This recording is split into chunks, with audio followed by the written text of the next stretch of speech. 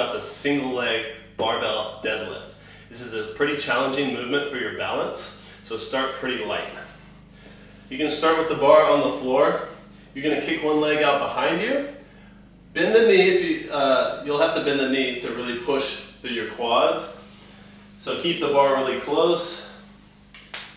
Push, and then stand all the way up nice and tall. If you need to use that other foot and tap it on the ground to find your balance, that's fine.